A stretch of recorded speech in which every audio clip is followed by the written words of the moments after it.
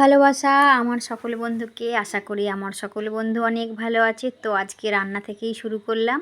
তো আলুটা ভাপিয়ে রেখেছি আর এদিকে পটলও ভেজে নিয়েছি। তো এদিকে দেখো পেঁয়াজটা ভাজা হয়ে গেছে। তো এদিকে আমি দিয়ে দেবো হচ্ছে টমেটো আর জিরে ধনে বাটার মশলাটা। তো আমি আর এর মধ্যে এবার একটু দিয়ে দেবো লঙ্কা, হলুদ আর সামান্য চিনি আর একটু নুন। আর জিরে দেবো না, কারণ জিরে ধনেটা বেটে রেখেছি। তো ভালো করে মশলাটাকে আমি ভেজে নেবো, তাই জন্য মশলাটা আমি চাপা দিয়ে দেবো। তো চাপা দিয়ে দিয়েছি দেখো মশলা, আর এদিকে ভাতটাও বসিয়ে দিয়েছি।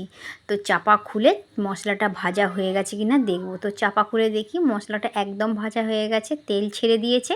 তার জন্য আমি আলুটাও দিয়ে দিলাম। তো আলুটা দিয়ে ভালো করে আগে মশলার সঙ্গে মিশিয়ে নেব, তারপরে কিন্তু আমি পটলটা দেবো। তো চলো আলুটা আগে ভালো করে মশলার সঙ্গে মিশিয়ে নিই, তারপরে আমি পটল দেবো। তো আলুটা ভালো করে মিশিয়ে নিয়েছি, নেওয়ার পর দেখো আমি ভাজা পটলগুলো আলুর মধ্যে দিয়ে দিয়েছি। দিয়ে আমি পরিমাণ মতো জল দিয়ে দেবো, কারণ আমি করছি একটু পটলের আজকে ঝোল, বেশি জল দেবো না। আর একটা কথা বলে রাখি, আলু সেদ্ধ, পটল ভাজা এবং মশলা সুন্দর করে কষানো হয়ে গেছে। এই সময় তরকারিতে একদম ঠান্ডা জল দেওয়া চলবে না, গরম জল দিতে হবে, নাহলে তরকারির টেস্টটা নষ্ট হয়ে যায়। এদিকে আমি দেখো ডিমটা সেদ্ধ করে রেখেছি, ডিমেরও একটা তরকারি করব।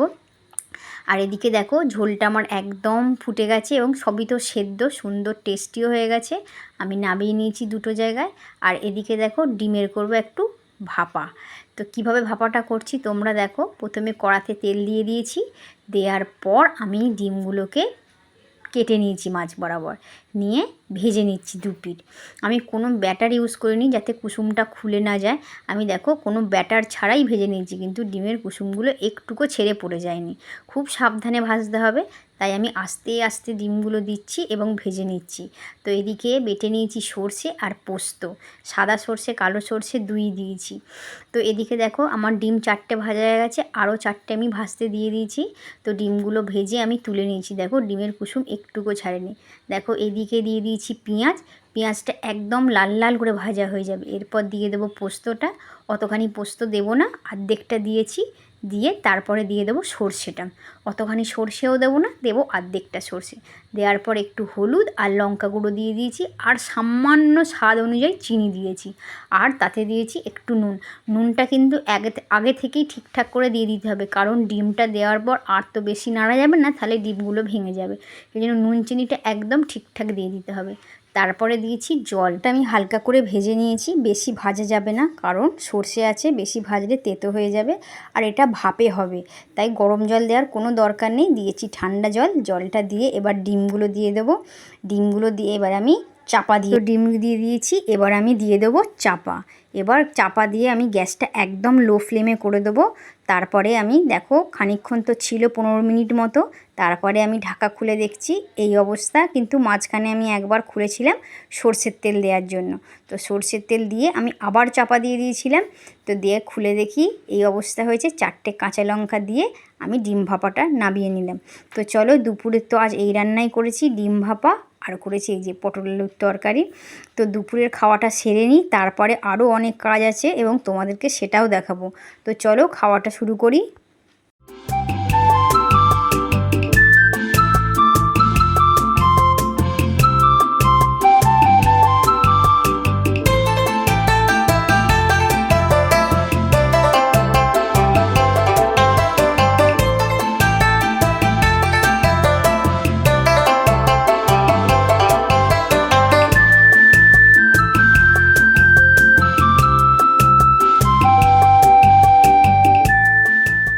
ডিম ভাপাটা তো খেতে ভীষণই টেস্টি হয়েছে। যদি তোমাদের রান্নাটি ভালো লাগে বাড়িতে একবার বানিও।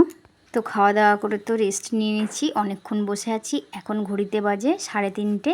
এবার আমি করব তালের বড়া, তালের লুচি এবং মিষ্টি পিঠে। তো চলো কাজ শুরু করি। দেখো ঘড়িতে পাক্কা এখন বাজে 3:20। তো তোমাদেরকে আর তাল কাওয়াটা আমি দেখাতে পারলাম না, সরি। এদিকে দেখো তালের ফুলুরি করবো বলে তাল, গুড় আর চালের গুঁড়ি দিয়ে মেখে রেখেছি। আর এদিকে তালের লুচি করব, আটার মধ্যে তাল, নুন, চিনি, রিফাইন অয়েল দিয়ে ভালো করে মেখে রাখবো। আর এদিকে দেখো কড়াতে দিয়ে দিয়েছি তেল, দিয়ে আমি ফুলুরিটা ছাঁকতে দিয়ে দিচ্ছি। তো চলো ফুলুরিগুলো ভালো করে ছেঁকে নিই। তালের বড়াগুলো খুব আস্তে আস্তে তেলের মধ্যে দেবো, আস্তে আস্তে ছাড়তে হবে যেন গায়ে তেল না পড়ে। তো ফুলুরি বড়াগুলো দেখো আমি দিয়ে দিয়েছি, খুব বেশি দিইনি কারণ নাড়তে অসুবিধে হবে। তো দেখো ভাজা হচ্ছে, তো তোমাদেরকে এদিকে দেখাই। দেখো মিষ্টি পিঠের জন্য একদম চালের গুঁড়ি, ময়দা আর গুড় দিয়ে গুলে নিয়েছি ব্যাটারটি। আর এদিকে দেখো তালের লুচি করব, সেই জন্য আটার মধ্যে তাল দিয়ে ভালো করে যে মেখে রেডি করে রেখে দিয়েছি। তো চলো এগুলো চাপা দিয়ে রেখে দিই, একটা একটা করে করব। এদিকে আগে তালের বড়াগুলো ভেজে নিই, তারপরে করব তালের লুচি মিষ্টি পিঠে, তারপরে করব লাস্টে তালের লুচি। তো বড়াগুলো দেখো আমার ভাজা হয়ে গেছে, আমি তাই তুলে রেখে দেবো। তো চলো বড়াগুলো রেখে দিলাম, এবার এক এক করে সমস্ত বড়াগুলো আমি ভেজে নেব। তো চলো ভেজে নিই।